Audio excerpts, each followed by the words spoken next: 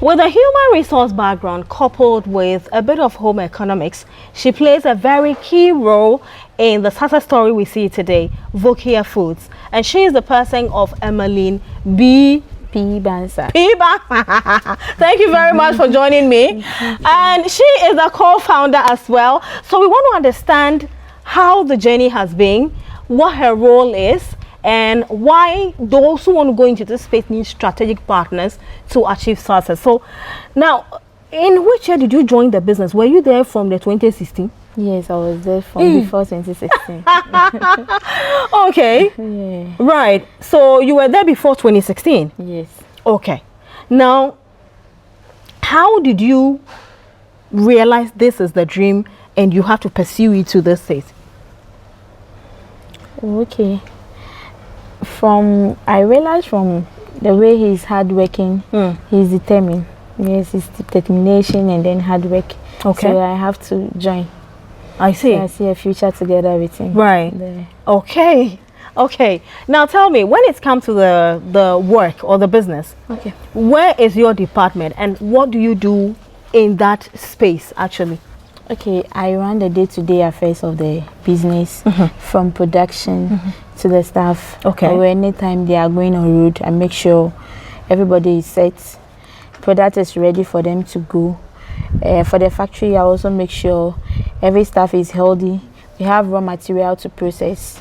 So basically, day-to-day affairs of the business. When you say production, what exactly do you do? Is it the receiving the raw materials or the processing side? Receiving the raw material and the processing side too. Okay. I'm in charge at that place. All right. With the supplying or the bringing of the raw materials, do the farmers deliver here or you have pickups that go to bring them from the farm? Some of them deliver here and some too we have to go and pick up.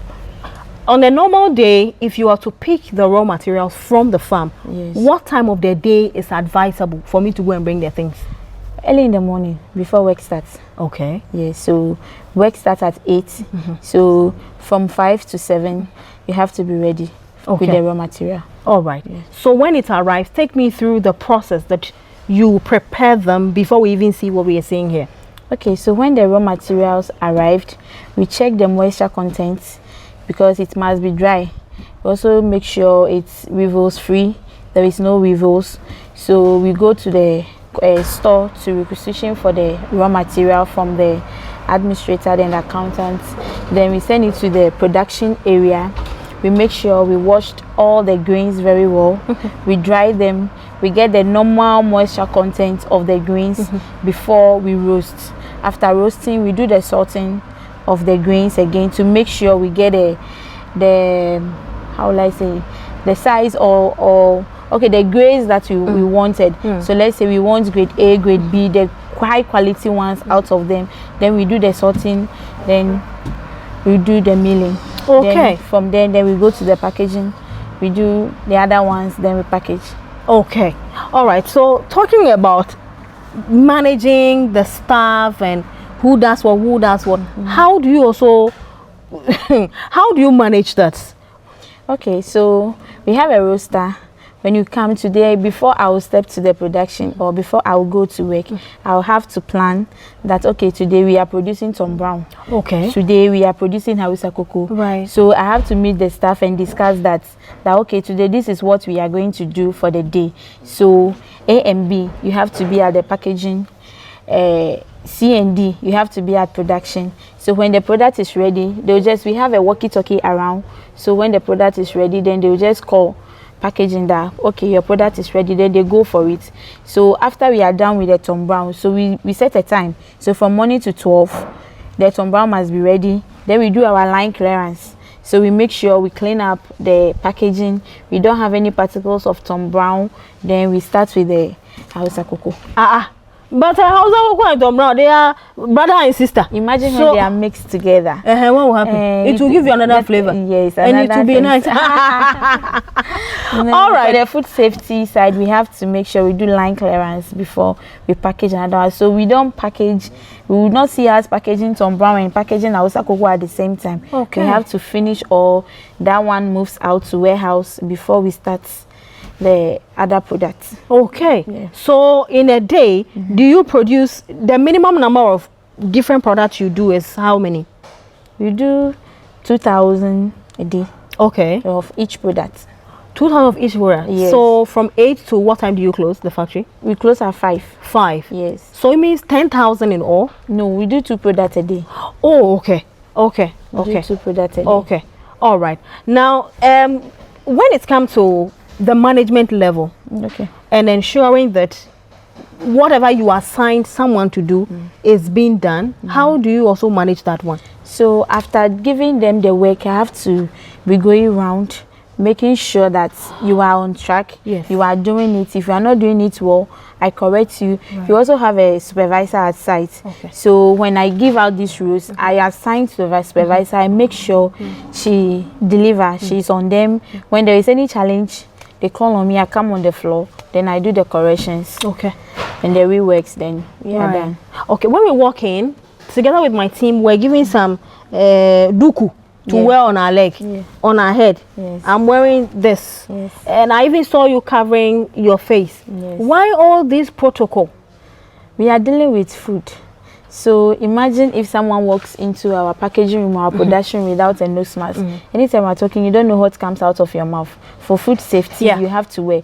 And our hair too is very sensitive. Yeah. So without a hair net, you can't go inside. Maybe your hair can peel into the product. The customer will call you, I'm taking your tumbler, I've seen a hair inside. It's not something that is tomorrow they will not patronize you. So we have to put all protocols under control. And to the footwear too, you have passed through a lot of places before you've come here. So you can't just go to our premises like that. That's how it is. What is the lifespan of this? If I purchase this, how long will it be on my home or kitchen for before I have to dispose it? 1 year. 12 months? Yes. Then I'll be fetching it small. You can't fetch it small because it's very delicious. Really? Yes. Okay, I see. Now let's talk about remuneration. There are some businesses that would pay off staff weekly. Some do in monthly. When it's come to working in such an industry, how do you deal with the staff payment?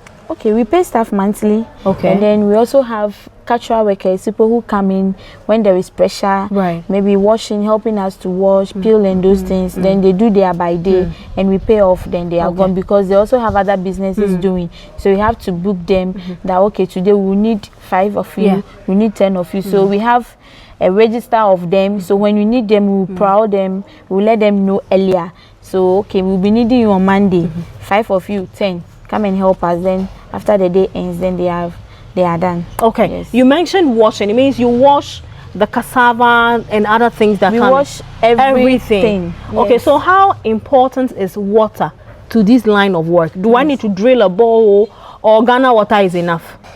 You can drill a borehole. Okay. Yes, you drill a borehole is nice. So you have a borehole here? We don't have a borehole. We do Ghana water. Okay. But we are planning of a borehole. Right. Yes. I see. Okay. Now we'll also talk about the customer feedback that you receive and how that help you in the business you're doing. How do you get people who buy to give you feedback on what they are consuming, what they think you can add and subtract to make it better? Okay.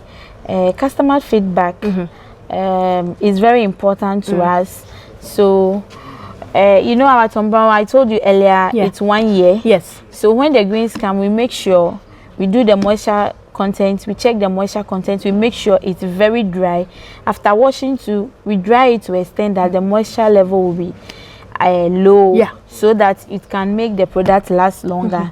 So customers have been calling us, and then they will let us know that, okay, my child doesn't like taking other breakfasts like tea, other products, but ever since I bought your Tom Brown, and then my child is taking it, I've seen the child gaining weight, I've seen a lot of this, and the product where I can taste it raw because it's sweet. So for customer feedback, it's a good feedback for us. Some also just tell us, so okay, this time the Tom Brown, I don't like sugar, less sugar, so we consider all those ones too. Then we do it. But if your baby is 6 months, and you are taking our Tom Brown, I'll give you 2 weeks. It will blow up. Hey! Even you yourself. I see. Yes. So this, from what month to what month? From 6 months. 6 months and above, yes. they can all eat it? Yes. Okay. 6 months to 90 years.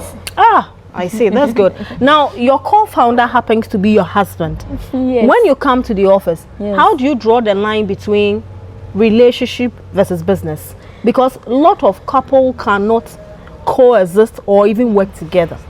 Yes. I've been reading online, and that was a big challenge. Before I started, I watched one interview, and a lady was saying the worst thing on earth is going into a business with your partner. With your partner. And I said, wow, is this thing okay? But I can. So far as you understand the dream, and then you see the future with the person, no matter what is happening, you have to draw the line between the business. So when we are at workplace, he's my boss. When I walk into the office, boss please. Yeah, so he's my boss. Anything, even when I do something wrong, you will not know that he's my husband. Okay. Yes, he has to. He will give it to you. He will give it to me. Miss Asuma, I'll be giving it to you. Yes. I see. Okay. He's very disciplined. Right. He's a disciplined man. When it comes to work, there is no Wi-Fi. Okay. Anything there. So after business, so I also come to understand that, and I also to some extent. Business, I also became like that. I make sure when something is going wrong, I'm also on his toe. When we need something, I'm giving him pressure. So it becomes business, all of us in our lives. Yes. Okay. The drying, is it firewood or gas? Gas. You use gas mainly? Yes. Okay. Because of the Tom Brown, when you use firewood, the scent will be inside. The smoke. Okay. Yes. So when you wash the soya, we dry with gas before we roast and mill. Okay. Yes. All right. Then I also want to touch on when it's come to the distributors. How do you go about identifying them? Do they hear of the brand and they come to you wanting to be a distributor, or you go out there looking for them to do business with? So it's 50-50. Okay. Some comes to us, some hear of us from Facebook. Yes. Our radio station adverts that we do, then our vans around. So some will call you and say, oh, I have heard this advert on radio, so I want to try your product. Some also say, oh, a friend gave me some of your products and I've tried it, nice, so I want to sell. People travel away from Togo and come and say, oh wow, I've just tested a product from one of my family member and I want to come and buy. Right. So sometimes we go to shops and then talk to them, then they buy. Okay. And Okay. Now, how would you describe the journey from even 2016 up until now? How would you describe it? It was not easy, but now it's better. Yes. Okay. That's what I would say. What is the dream looking like for, this brand? What's the dream looking like? The future. We are looking at exporting and then adding more products to the existing ones that we have. You have presently. Yes. So for the region so far, we have captured almost 5 regions. So by the end of this year, we are trying to work on the other regions too. Yeah. Okay. So presently, which regions are you? You are in the Volta region. And then Togo. Yeah, Greater Accra too. Greater Accra. Yes. Okay. OT region. OT. Yes, we are there. Okay. So you are spreading your wings little by little. Yes. Okay. All right. But what final advice would you give to people who are watching you, especially those who feel inferior to made in Ghana products? We are campaigning, let's be proud, let's patronize, let's eat and wear Ghana. What do you have to tell those who are still, they are not convinced yet to focus on Ghana products? What would you tell them? So what I would say is that made in Ghana product is a very good product. They are the best. Any product that has a very short time of expiring, we should all know that there is no chemical. But something that is in a can that can last for 2 years, 3 years, you don't know wherever it's produced, wherever it's coming from. I think that one rather is a very risky one. Yes, so you see made in Ghana goods packaged in a container or in a paper bag. You said, no, I want to go and buy something that is in a can, something you cannot see, something you cannot walk into their factory. You don't watch the process. Exactly. then it's you are at a dangerous. high risk. Yes, yes. All right, so that's my darling sister. She's Emmeline, and she's the co-founder of Vokia Foods. Vokia Foods. You know, because they've not signed me as a brand ambassador yet, I'm not mentioning the name. Vokia Foods, she's a co-founder, and of course, she is in charge of production, of course, day-to-day running of the business. She shared some insight that on a normal day you would not know. But one thing she mentioned that touched my heart so much is know the source of what you're eating. This one, if anything goes wrong, like she said, you can call their number or drive to water region, look for them and give it to them. But when they come from far away, are you not going to buy a plane ticket and go?